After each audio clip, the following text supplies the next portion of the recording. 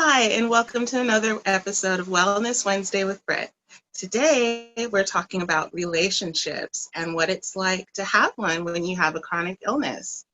Relationships are never easy. I mean, we'd love for them to be, right? But let's face it, they're challenging at times. But when you have a chronic illness, physical or emotional, it's really challenging. And there can be a lot of anxiety, a lot of fear when you're thinking about getting into a new relationship when you have a chronic illness. So we're going to cover that topic. We're talking to one of my really good friends out of Oregon, and she's been kind enough to share her insights on dating and marrying with a chronic illness.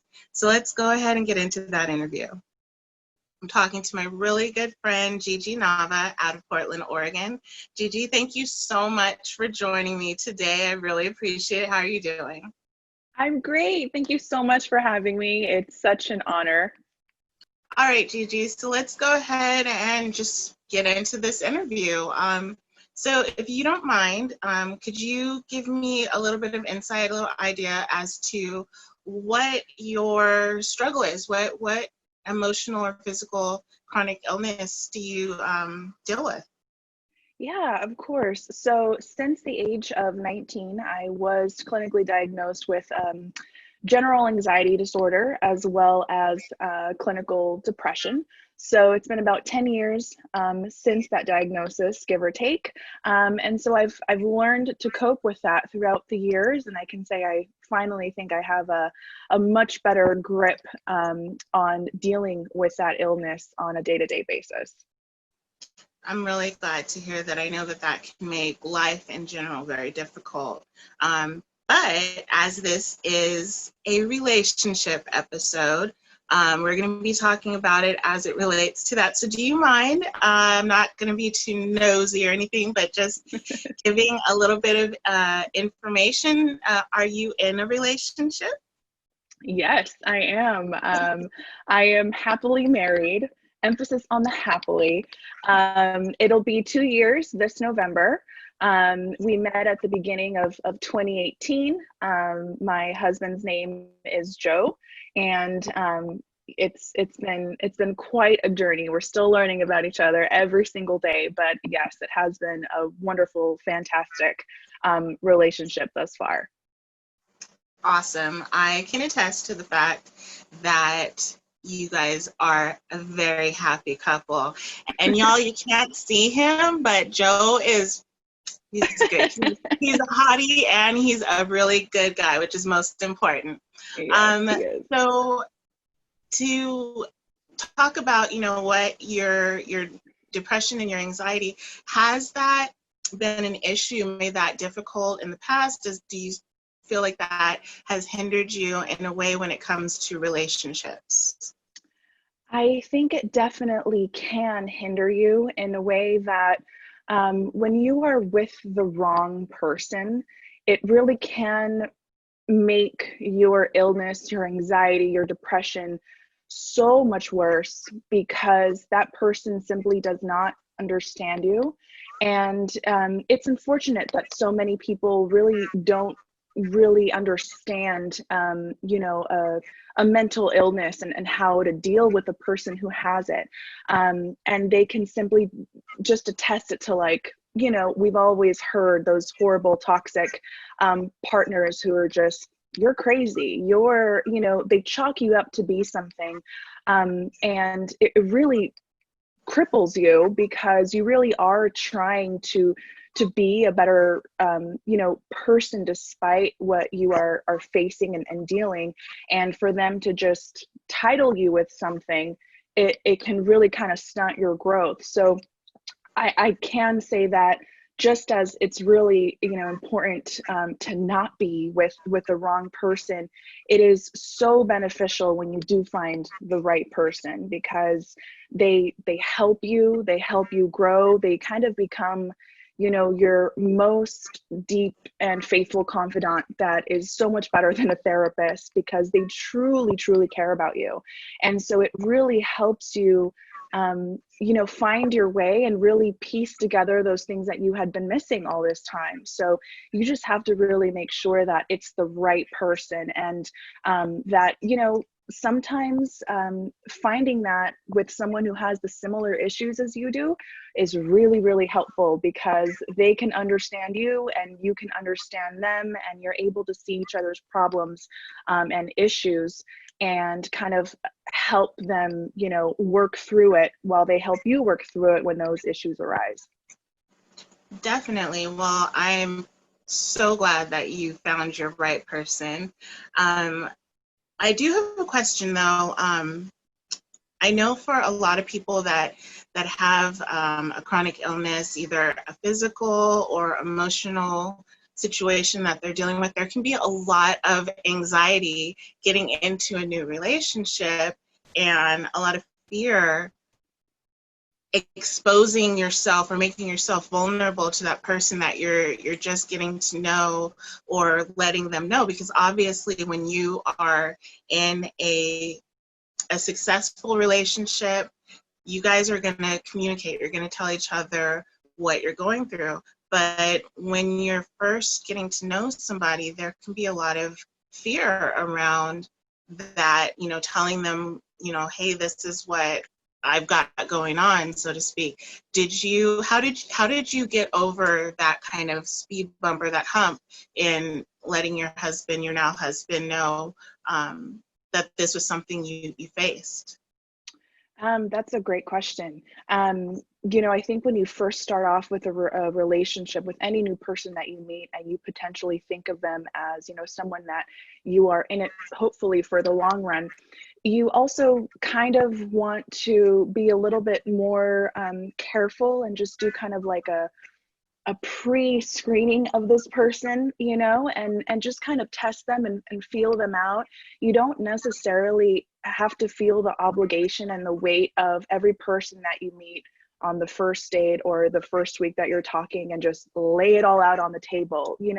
You do have the privacy to control what you want to give in that relationship at the very beginning, especially because you're just getting to know this person. You wouldn't go out and open yourself up to a total stranger, so you kind of want to test this person out, get a sense of feeling for them. And I think when we have especially any kind of like mental illness that we struggle with, we feel our feelings so much more intensely than others. So our pain and our fear is felt so intensely.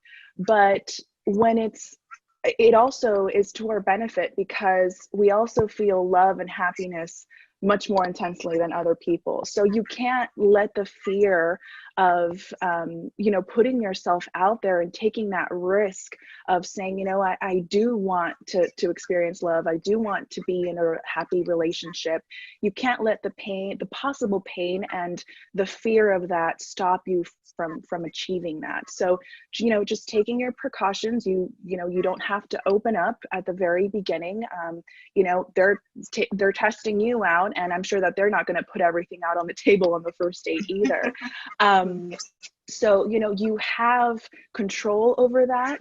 But once you feel like, hey, this person really does get me, and we've been around each other long enough to know that I feel pretty comfortable. I think I trust him, I would kind of very subtly just be like, that kind of gives me anxiety. I don't know if I could do that. And just seeing his reaction and be like, oh, right. If it's negative, you obviously will get that right off the bat and be like, oh, he can't understand this. He can't possibly. But someone who does understand will be like, oh, really? I get that too. And I understand, but why are you feeling it? And helping you through it. You get these cues from people, and you're really able to figure out whether this is the person for you that you really do want to open yourself up to. But it is definitely worth the risk when it is the right person that deserves to hear the deeper side of you. I love, you said some really powerful things just now. I really love that you said that you have the right to your privacy. And you also, basically you talked about the fact that, when you're building a relationship, you're building trust. And, so I think that for me, at least, and it sounds like with you, when you have established a sense of trust, that's when you can start feeling safe to go into those deeper issues. Because like you said, you're not going to go out in the middle of the street and say with, a sandwich board and be like, I have this, I have that. Absolutely. So those are some amazing cues, things that you practice, in approaching a relationship, and the fact that you spoke about the fact that you can't let that fear stop you. I really appreciated those words. Just to kind of wrap things up a little bit, what would you've given some amazing suggestions already, but for anybody that is dealing with an emotional illness and is wanting to step into that place in their life where they think that they're ready for a relationship, what advice, what tips or things would you give to that person? I would definitely say that we know that a relationship is it takes two people for it to succeed. It is ultimately your responsibility to be aware of the behaviors that trigger your illness. It is your responsibility to truly make an effort to address these issues and to basically, figure out what you need, what it is that, what your trigger points are. Our brains are like roadmaps, and they've basically been set this way for so long. And, whatever causes us anxiety or depression or any, kind of panic attack, it's deeply set in to our brains. So it's our responsibility to really identify those behaviors to make sure that they don't hinder us from giving our best to another person and ultimately to ourselves. When I first was diagnosed, I thought that it was something that it was just a physical thing that was happening to me that the right medication would take away. And, that might help. However, that is not the full root, of the issue. The deeper issue is that something happened in your life that created these roadmaps in your brain to the moment you feel this bit of fear or you see these same kind of behaviors to throw you into a full-on panic attack or episode of anxiety and depression. And you can be powerful enough to stop that on your own. You just have to be aware of what they are. You have to go into the deeper parts of yourself and be ready to meet yourself. And you have to be ready to come face to face with those things and say, you know what, this is actually why it triggers me. This is why this happens to me. And we each have, that responsibility to ourselves ultimately to fix that. When I was in Santa Barbara, for so many, I tried to take as every route that I could to fix this issue. It was mostly medicinal. And as we know, that's not the full way that you cope with it, that you really get to the root of the problem. This wonderful doctor in Santa Barbara, he told me, I'm not going to prescribe you anything else. You've already had everything under the sun. What you need is cognitive therapy. You need to come face to face with yourself and figure out what it is that has led you to this point. You can't ignore it anymore. And I, did learn that there are certain environments that you can be in that will trigger your anxiety even more. It could be your work environment, your family life, your home life, all of that. But the best thing that I think he ever prescribed was this book. It's called Anxiety, Phobias, and Panic. It's by Dr. Renalzi. I can't pronounce his last name. I'm going to butcher it. Purifoy.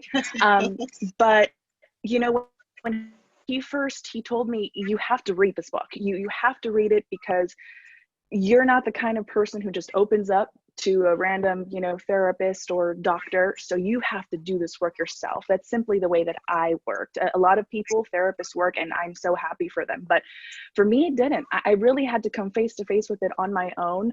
And it wasn't until actually earlier this year that I actually finished the whole book. And this was like 3 years ago. But it really allowed me to see, like, oh, I know why I feel this way. I understand myself now. I know what my trick. It was just kind of like a mind-opening revelation. And I can happily say that it's been 3 years, since I haven't been on any medication at all. It's all been just naturally, controlled, and I haven't had a depression episode.